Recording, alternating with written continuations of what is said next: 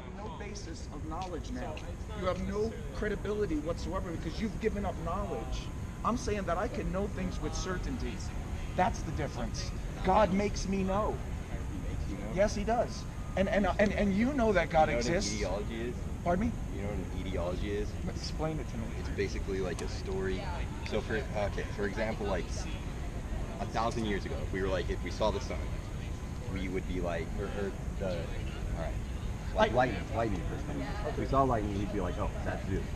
Zeus is takes off from here. Right? It cannot be explained. Like a man walking on water. Yeah. That's unique. Can you explain that?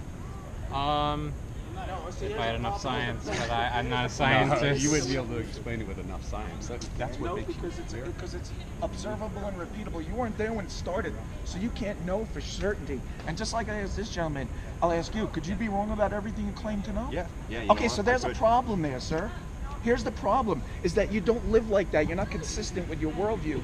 You say things are true. You say things are absolute. And what you're doing is you're taking from the Christian worldview to build your worldview. And you live in a world of absurdity. Because the next word out of your mouth is, he said it here, says, well, so can you. You have the same problem. He doesn't know that because he doesn't know anything, because he can be wrong about everything. I'm saying this. I know how tall, if I say the building is 50 feet tall, but I could be wrong. Yeah. I don't know how tall the building is. Yeah. And when you say that I could be wrong about everything, you've given up knowledge. I'm saying this. I'm saying, so you're, okay, science. We can be pretty sure about everything. That's right. all So I'll say. that's not good enough, though. Being pretty sure means you could be wrong about everything. What about 99%? You could be wrong about everything. 99%, you could be wrong about everything. See, I live in a world where I can know things. God makes me know things with certainty. I'm saying like this. In order to know anything, you would have to know everything, or someone who does. And God knows everything. And God makes me know things. And I'm saying this, in Christ are hidden the treasures, wisdom, and knowledge. So this man shows up 400 years later. It wasn't the actual person, but it was somebody that came in the same spirit. Yeah, had the same spirit, preached with the same spirit. This prophet called Elijah. So this guy shows up on the scene, and he starts going, "Behold the Lamb of God who came to take away the sin of the world."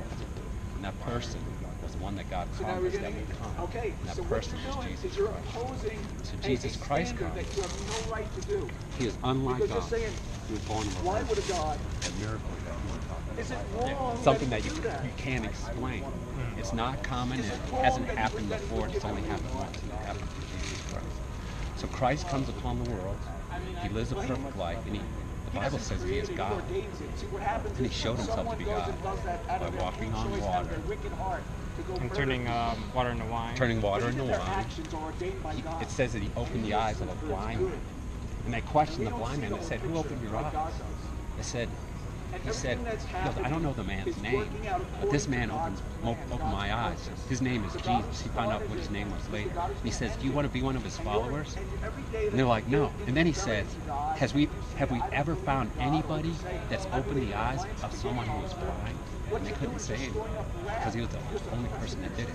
It says that he unplugged And there's people. a day coming when you're going to give an account to him. When you die, you're not going to say, "Oh, now I know you exist, God." So how old do you think the planet is? I think it's a little over 6,000 years. All right, By but what scripture, about, my authority is by God's word. I know, but what about the thousands of articles of proof that we have that are even longer than your book, Not that actually by go back by- further than 6,000 years? By how? By what standard? I mean, By what standard? You know what fossils are? See, here's what you're doing. Are you gonna tell me that fossils are just bullshit now? No, I agree with it. So, but here's the problem. When I look at a bone, a dinosaur bone, Yeah. my presupposition is thousands of years. Your presupposition is millions of years. Yeah, because that's how the fucking timeline of Earth works. But you don't know that. You don't know that for certain because you don't live in a world of certainty. And find out. I'm saying evidence this. of life before us. Like, Okay, so you have to employ your senses and your reasoning, right? When you look at the evidence, how do you know that your reasoning is valid? How do you know your what, I reasoning's don't, valid? But Do you know your reasoning's valid? Not 100%. Okay, I so just see a there's lot the- more fucking See, evidence this on is the the contrary. I'm absurdity. sorry. This is absurd. Well, this is absurd, man. You're coming to a college campus, like, these kids are fucking enlightened already. Like, No, they they're know not. what They're doing. lost. These Or people at are least they're lost. or at least they're trying to be. They're lost. We do too. Yeah, I We mean, believe in we fiction. are, yeah. That's yeah. science Oh, fiction. Casey, man. Let it Liam. be. Liam? Let that be known. Yes, We're I've all got- about science. Yeah, I was just about to ask you for that. We're about good science. We okay here? Yeah. Go ahead. We care about your soul. We don't want you to die in your sin. We're talking about science that's good, not science fiction, not fairy tales for adults that you came out of the primordial muck and mire. We're saying that you know things because God makes you know. Logic, God is the precondition for logic. So as you can The laws tell, of logic there's a lot of things that happen when we come out here and open air preach, and one of them are the conversations we have with the students that happen every time we come out. We're having conversations all over the place. So they're gospel evangelistic conversations. Students are interested. This is one of the greatest mission fields in the country right now, is the college campus. So we want to encourage you to get out and share the gospel on the campuses, preach the gospel if the Lord's called you to preach the gospel on the campuses. But either way, do the work of an evangelist. Go forth, preach the gospel, share the gospel. Students, they're lost and they need the gospel. They want to.